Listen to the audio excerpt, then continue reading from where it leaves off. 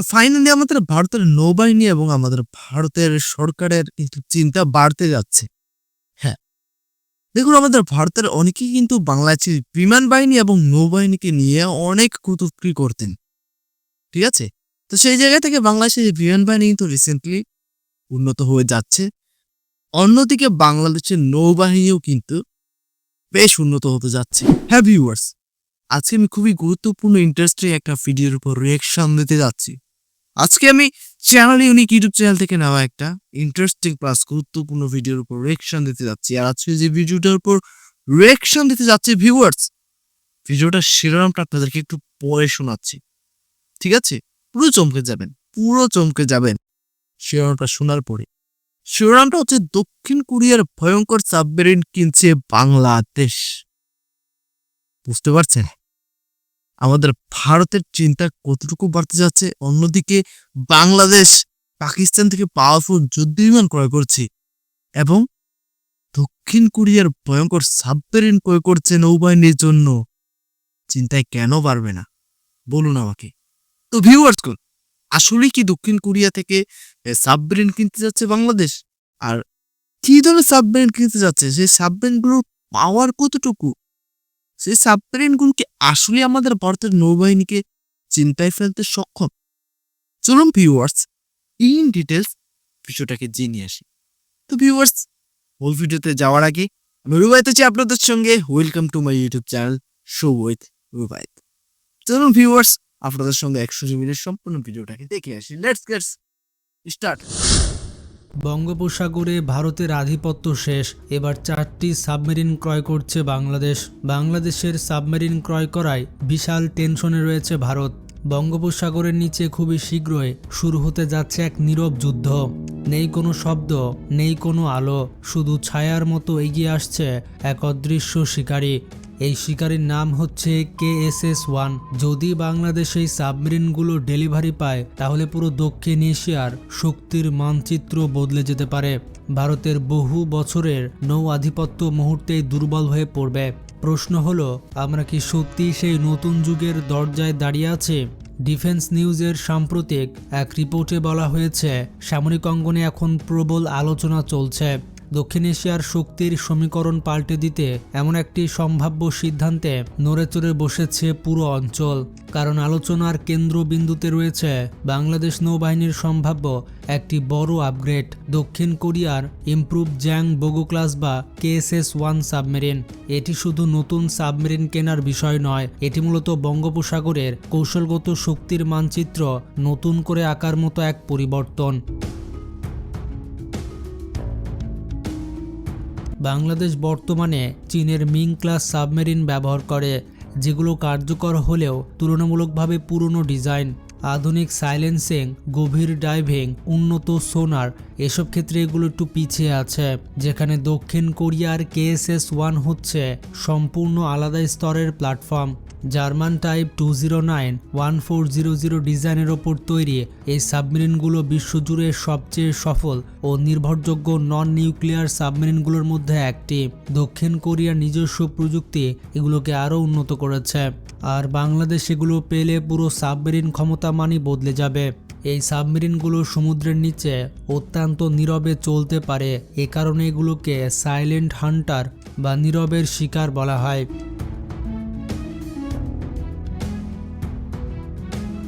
শত্রুর frigate, corvette, এমনকি সাবমেরিনও যদি এদের প্যাসিভ সোনার রেঞ্জে প্রবেশ করে তবে নিজের অবস্থান টেরই পাবে না। তাছাড়া শক্তিশালী ডিজেল ইলেকট্রিক ইঞ্জিন এগুলোকে দীর্ঘ সময় সমুদ্রের নিচে থাকতে সাহায্য করে। বাংলাদেশের মতো উপকূল ভিত্তিক দেশের জন্য এটি বড় সুবিধা, কারণ সীমান্তের খুব কাছে শত্রুর নৌ চলাচল নজরদারি করা সম্ভব হয়। বাংলাদেশ যদি 4 থেকে 6টি KSS-1 সাবমেরিন হাতে পায় তাহলে নৌবাহিনী প্রথমবারের মতো পূর্ণাঙ্গ সি ডেনিয়াল জোন তৈরি করতে পারবে, অর্থাৎ বঙ্গোপসাগরের একটি অংশ পুরোপুরি বাংলাদেশের নিয়ন্ত্রণে থাকবে, যেখানে বিদেশি নৌবাহিনী চাইলে সহজে ঘাঁটি গড়তে পারবে না। এটা একদমই সত্যি কথা, খুবই গুরুত্বপূর্ণ কথা এটা।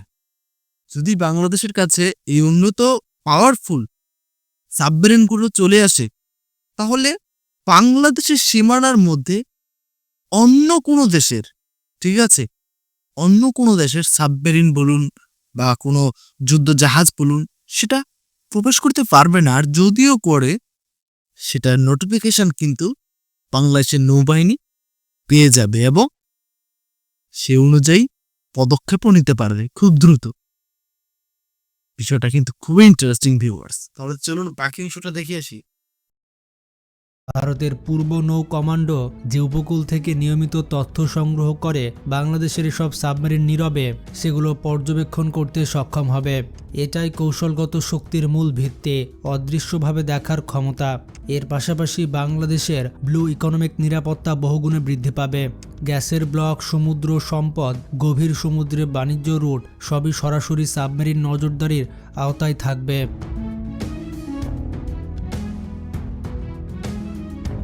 ভারতের বা অন্য কোনো দেশের গবেষণা জাহাজ আর আগের মতো সহজে সীমান্তের ভেতরে ঢুকে অনুসন্ধান চালাতে পারবে না, কারণ তারা জানে সমুদ্রের গভীরে অদৃশ্যভাবে টহল দিচ্ছে এক নীরব শিকারী। এখন আসি ভারতের কৌশলগত সমস্যায়, যা ভারতের সামরিক পরিকল্পনাকারীদের সবচেয়ে বেশি ভাবাচ্ছে।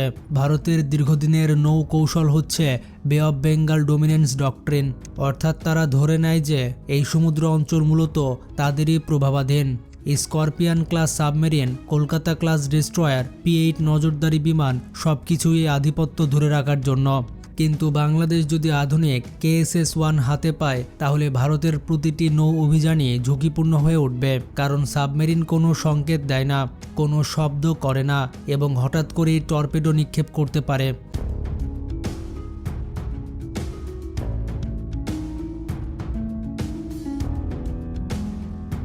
এর ফলে ভারতের দ্বিতীয় বড় সমস্যাটি হবে তাদের ইস্টার্ন নেভাল কমান্ডের ওপর ক্রমাগত বাড়তে থাকা চাপ।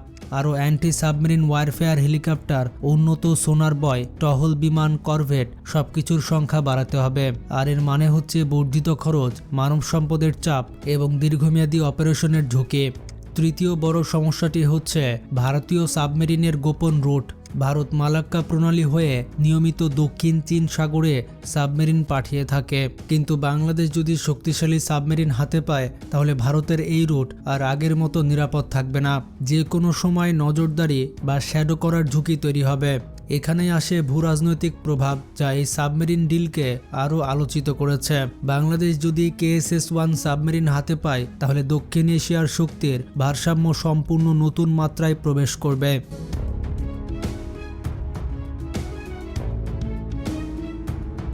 এতদিন বঙ্গোপসাগরকে ভারত একচেটিয়া প্রভাবের অঞ্চল হিসেবে ব্যবহার করেছে, কিন্তু বাংলাদেশ উন্নত সাবমেরিন সক্ষমতা অর্জন করলে ভারতের এই একতরফা নিয়ন্ত্রণ ভেঙে যাবে। এর ফলে চীন ও দক্ষিণ কোরিয়ার সঙ্গে বাংলাদেশের প্রতিরক্ষা সম্পর্ক আরও শক্তিশালী হবে, যা ভারতের জন্য নতুন কৌশলগত উদ্বেগ। পাশাপাশি যুক্তরাষ্ট্র বাংলাদেশকে নতুন করে গুরুত্ব দিতে বাধ্য হবে, কারণ বঙ্গোপসাগর এখন ইন্দো প্যাসিফিক কৌশলের প্রধান করিডর। বাংলাদেশ সাবমেরিন সক্ষমতা বাড়াতে পারলে এই করিডরে স্বাধীন প্রভাব সৃষ্টি করতে পারবে, ফলে আঞ্চলিক রাজনীতিতে আরও স্বয়ংসম্পূর্ণ ও কৌশলগতভাবে মূল্যবান রাষ্ট্রে পরিণত হবে। এক কথায় এই সাবমেরিনগুলো হাতে পাওয়া কেবল সামরিক শক্তি বৃদ্ধি নয়, বরং পুরো রাজনৈতিক খেলাকে পাল্টে দিবে। এখন আসি সাবমেরিনগুলোর বহুমুখী অপারেশন ক্ষমতার দিকে, যা KSS-1 এর প্রকৃত শক্তি। এই সাবমেরিনগুলোর সবচেয়ে বড় ক্ষমতা হচ্ছে এগুলো বহুমাত্রিক ভূমিকা পালন করতে পারে। সমুদ্র যুদ্ধে যে বৈচিত্র্য প্রয়োজন, ঠিক সেই জায়গাতেই এগুলো বাংলাদেশ নৌবাহিনীকে এগিয়ে দিবে। Number 1, antiship operation. এগুলো অ্যান্টিশিপ ভূমিকায় অত্যন্ত কার্যকর। শত্রুর ফ্রিগেট, করভেট বা বড় যুদ্ধ জাহাজকে টর্পেডো আঘাতে মুহূর্তে নিষ্ক্রিয় করে দিতে পারে। নাম্বার 2, অ্যান্টি সাবমেরিন যুদ্ধ। অন্য সাবমেরিনের অবস্থান শনাক্ত করে নীরবে ধ্বংস করার ক্ষমতা রয়েছে KSS-1 এর, যা তাকে আরও শক্তিশালী করে। এই ক্ষমতার জন্য বাংলাদেশ সমুদ্রের নিচে এক নতুন স্তরের শ্রেষ্ঠত্ব অর্জন করবে। নাম্বার 3, উপকূল নিরাপত্তা ও ব্লু ইকোনমিক রক্ষা।